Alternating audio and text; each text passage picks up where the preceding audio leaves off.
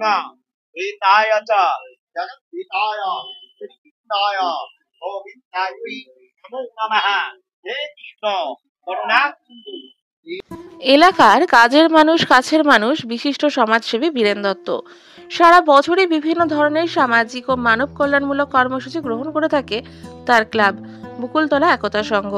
স্বেচ্ছায় রক্তদান শিবির, অনাথ মেয়েদের বিবাহের সুব্যবস্থা, মেডিকেল ক্যাম্প সহ একাধিক কর্মসূচি গ্রহণ করা হয়।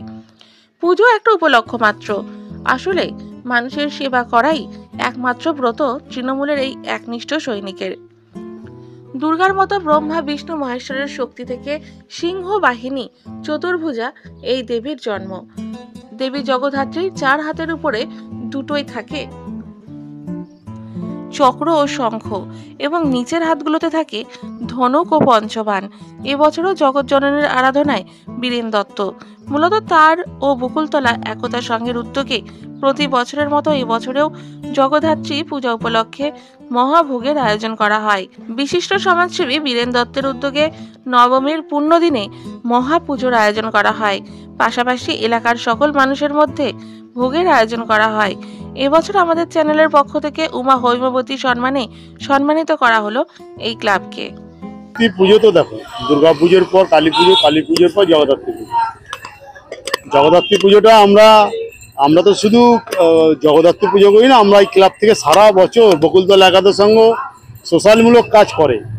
সে বস্ত্র বিতরণ থেকে, রক্তদান শিবির থেকে, রথের কম্পিটিশন বলো, কোনো মেয়ের বিয়ে বলো, এভরিথিং সব করে এই বকুলতলা একতা সংঘ। আর শুধু জগদ্ধাত্রী পুজো না, জগদ্ধাত্রী পুজোটা একটা উপলক্ষ। এর মাধ্যমে আমরা নানা রকম মানুষের প্রকল্প, মানুষের উপকার করি এখান থেকে। আজকে ধরো 1,500 লোক এখানে খাবে, ঠিক আছে, এরকম নানা রকম প্রোগ্রামগুলো এখানে থাকে। আর এই বছর আমরা করিনি, নিশ্চয়ই কোনো কারণ আছে, আমরা এই জন্য আমরা এই প্রোগ্রামগুলোকে ক্যান্সেল করেছি, বুঝতে পারলে। কিন্তু মায়ের পুজো অর্চনা এগুলো একদম নিষ্ঠাভাবে চলবে সারাদিন। মায়ের কাছে প্রার্থনা কি, সবাইকে ভালো রাখো, এটাই বলবো মাকে। আমি শুধু একা না, প্রথমে ধন্যবাদ জানাই মিডিয়াকে, কারণ মিডিয়া আমাদের কভারেজ করছে বকুলতলা একতা সংঘের জগদ্ধাত্রী পুজো।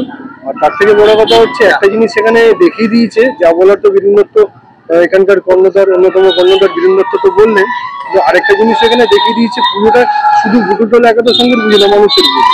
আপনারা এখানে দেখতে পাবেন যে দেখুন মানুষ কিভাবে আসছে, মানুষ ভোগ শুধু নেবে বলে না, মানুষ এই পুজোটার সাথে ওতপ্রোতভাবে জড়িত, সামাজিক যে কর্মকাণ্ড তার সাথে সারা বছর জড়িত।